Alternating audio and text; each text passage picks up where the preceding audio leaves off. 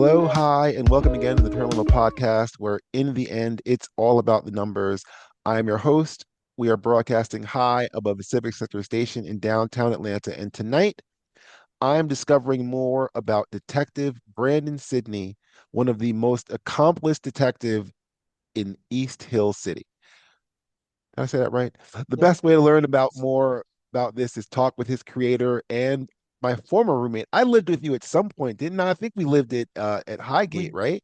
yes, we did. We did. I was We gonna lived, yes, the summer after we graduated college. I don't know how far back you want to go, but Well, I was going to say freshman year. This is South Shore's own Marc Sinibaldi. yes.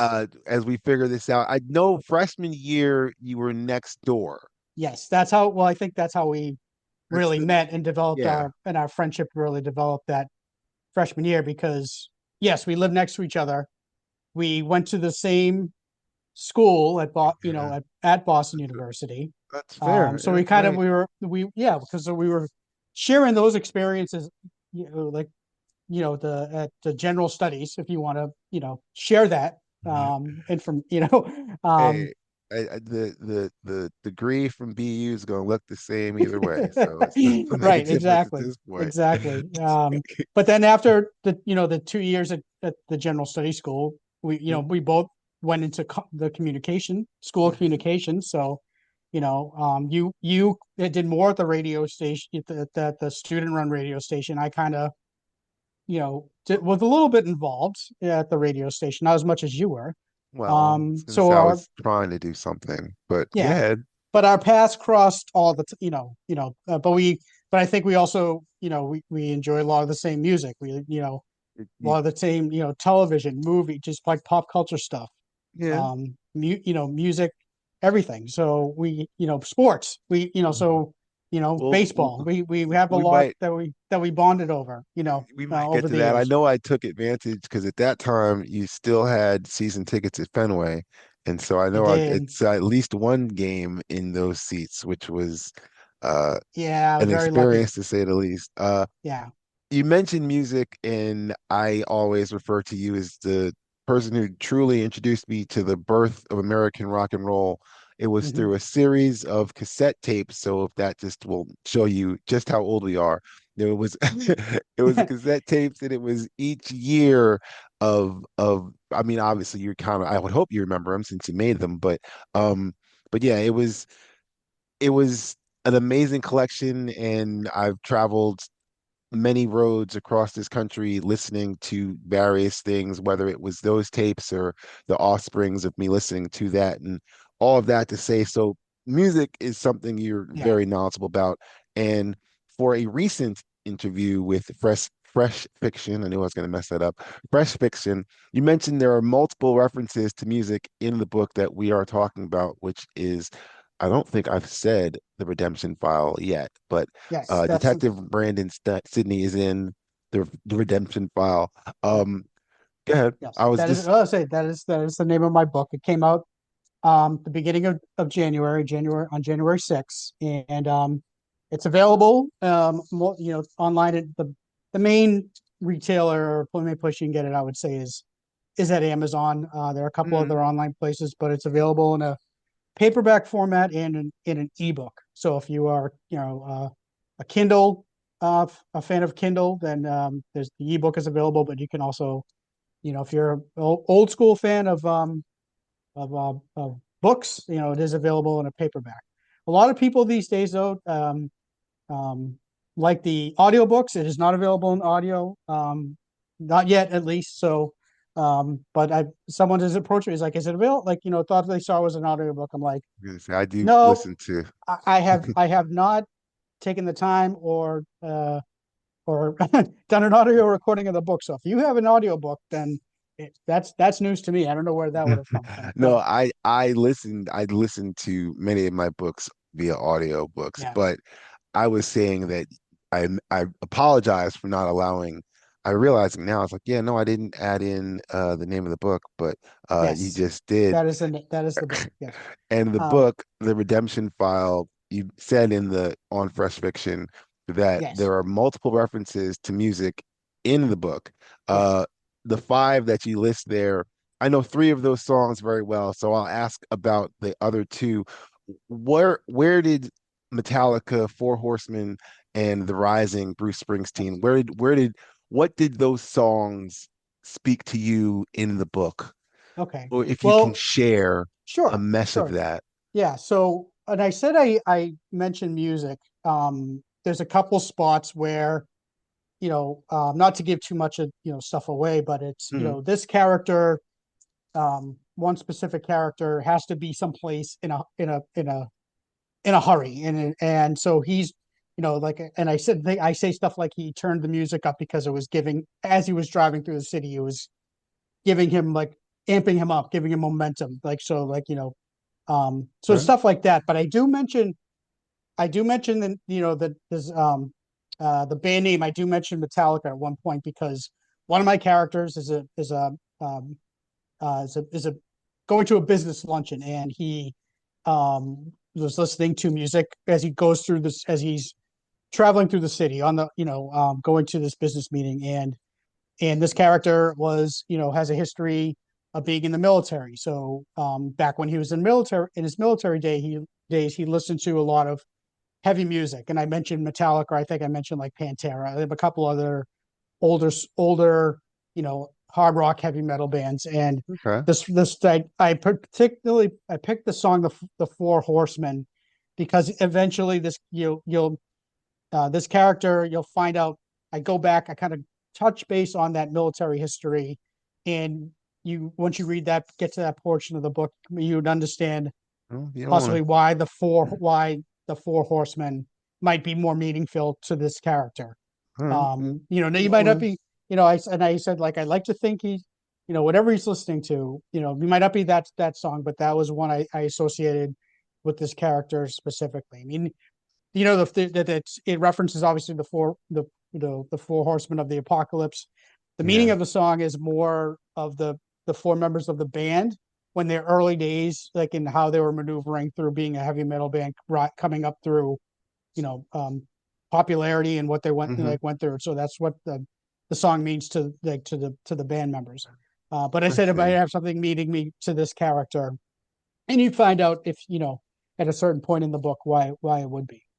Now, All the Bruce Springsteen song, "The Rising," it's that came out after, it was on the album of the same name. It came out as a kind of as a response to the 9/11 terrorist attacks, and it's a song of hope and strength. If so that's where I kind of associate it with the main character, with Brandon City, because he is, he's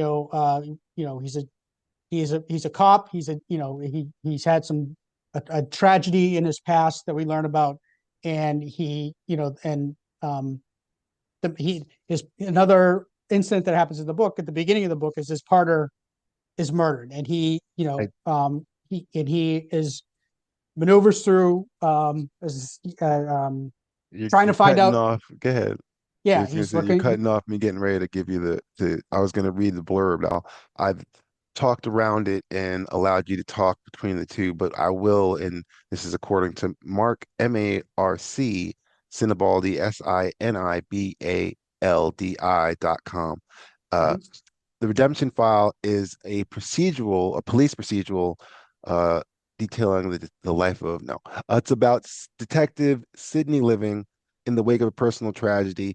He's dealt another emotional hardship, as mentioned just moments ago, when his partner and best friend, Derek Hill, is murdered. When evidence surfaces that show Derek was on the take, Sydney must maneuver through an underworld of weapon smugglers, drug dealers, mob bosses, and rival cops to try and solve Derek's murder and clear his partner's tarnished name. The Redemption Yes. File was released only a few weeks ago, as it's already received positive reviews on Amazon. It's rated 4.1 out of 5. Quotes like, a pretty good police procedural mystery, especially for a debut effort. And although this is a work of fiction, it might well resemble real life in many ways. Yeah. 19 reviews, a 3.82 average rating on Goodreads. I'm quoting again. I could imagine the Redemption Files being made into a movie. It has everything you'd want in a police action movie: drugs, killing, gun running, kidnapping, crime families, a mole in the department, false imprisonment, even forcing someone to sign a contract. Mark Sinibaldi has filled his book with all sorts of malfeasance. This is a great word. Yeah, you've got positive critiques like this. So when you hear all this love for a book that you obviously spent, part of your life on, and for your debut effort, do you what do you take? What are your thoughts on hearing all those positive critiques? And do you take that, or is it more the one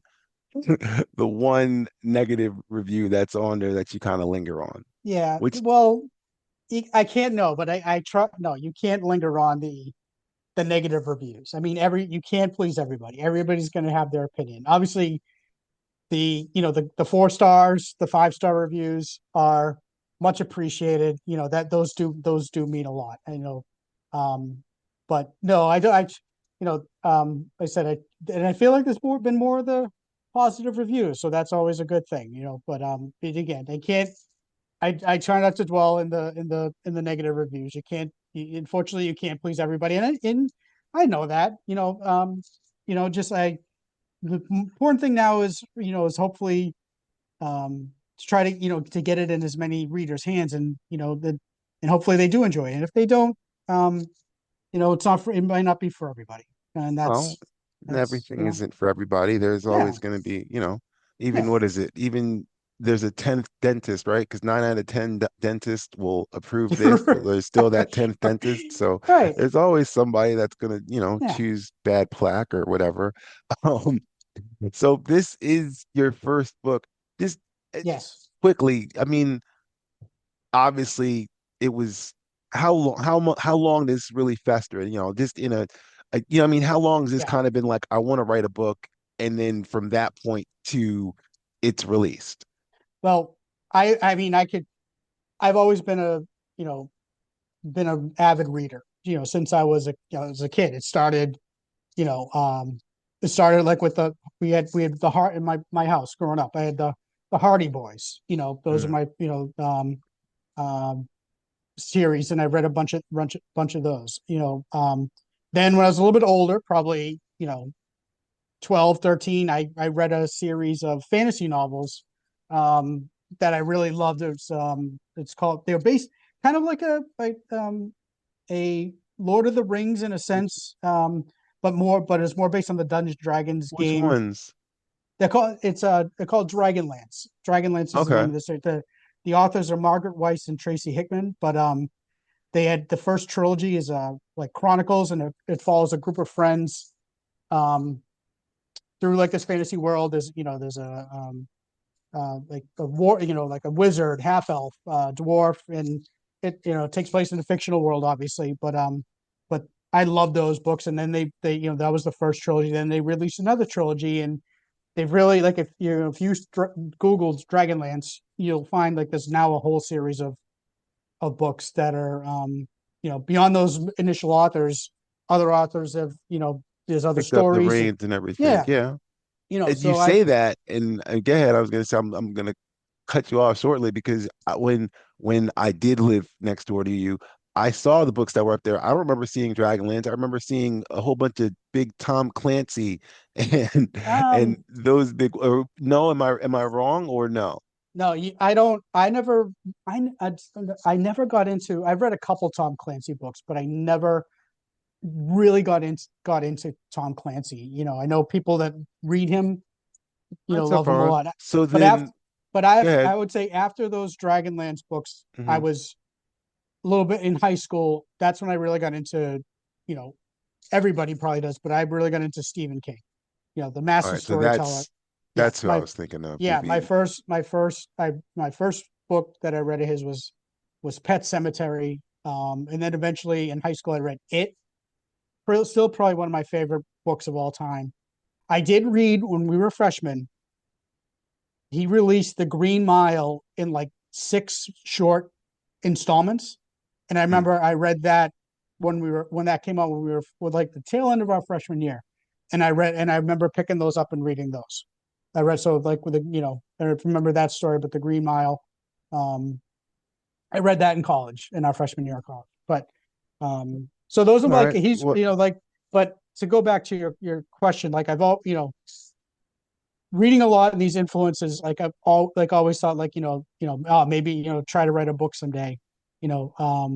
And the story started probably you know mid 2000, like early to mid 2000, like 2010, 2010 maybe, when I first really started it. And I think I started a story that was going to be a different focus. And then I was like, well, you know, this is not where like I think I could do something different. And this could be a second story, possibly.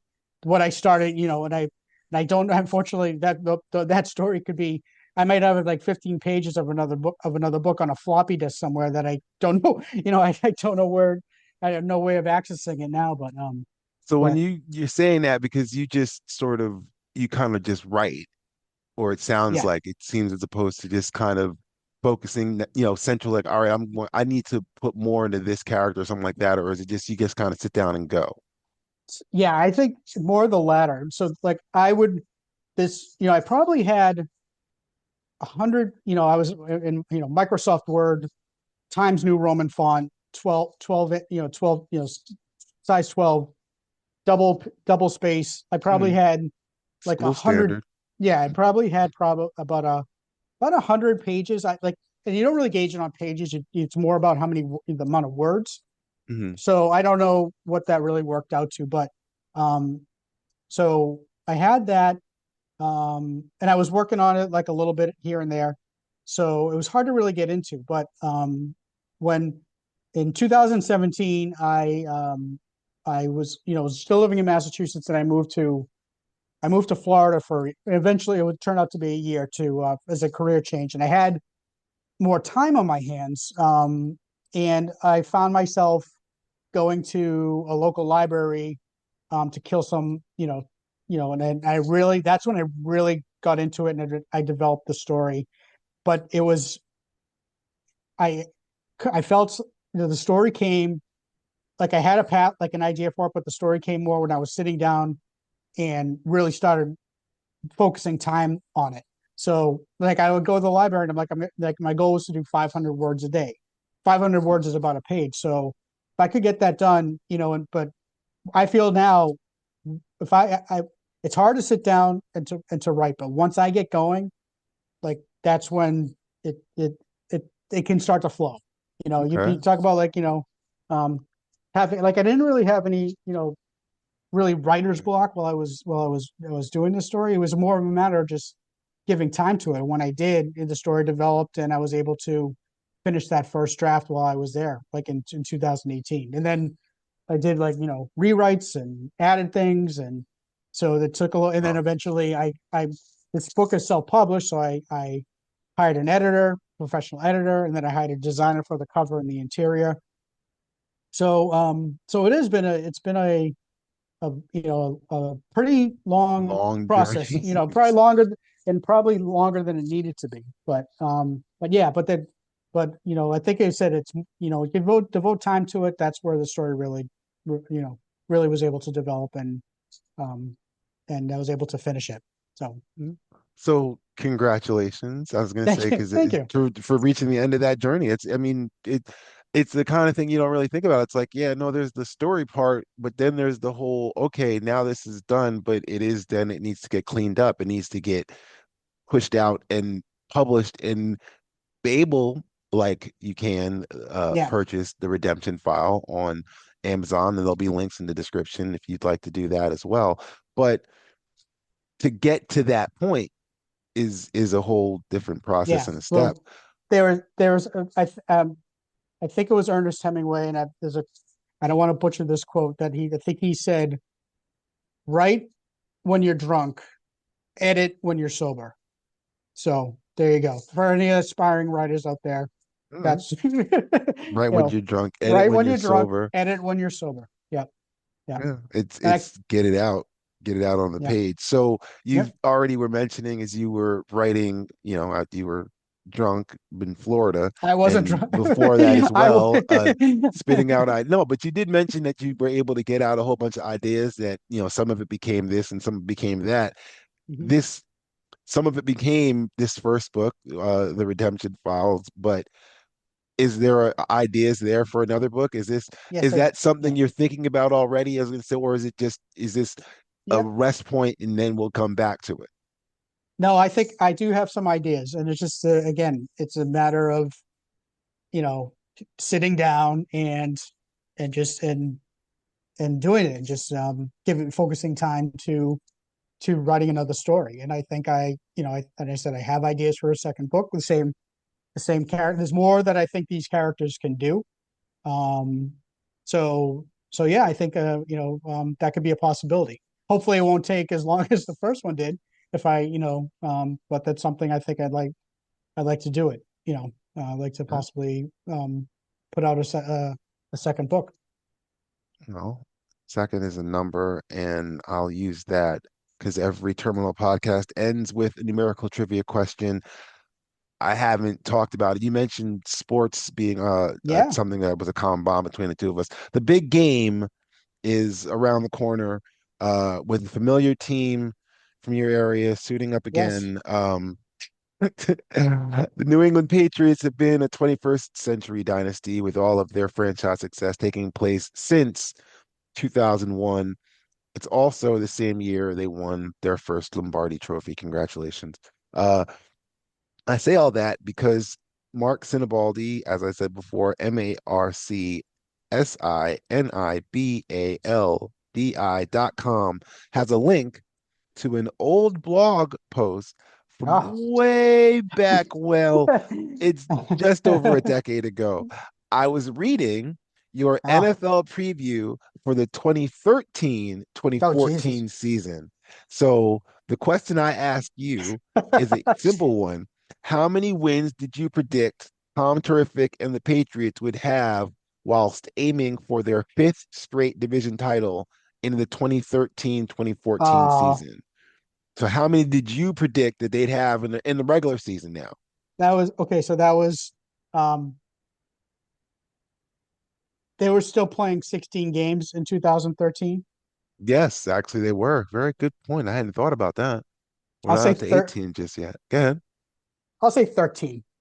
Say 13. Yeah. Okay. It, 13. it's got to be between 12 and 14. I'll say 13. All right. 13 is the number. Thanks for listening. However, whether it's on Spotify, Apple, or Pandora, wherever you're getting your podcast from, you can watch this podcast with additional images, including the cover and back cover and reviews from the Redemption File and from every episode. It's all at youtube.com/ at terminal pod. It's the channel for all your questions. The answer to the trivia question will be in the description. The description will also include, as I said before, links to Fresh Fiction, Goodreads, Amazon, and Mark's own website so you can get your copy of The Redemption Files today. Mark, thank you very much for your Thank, time. thank you, Martin. Appreciate you Good, having me on. no problem. Good luck with the novel. I'll be back soon enough with hopefully something better to put down. Take it easy on your life's highway and have a good evening.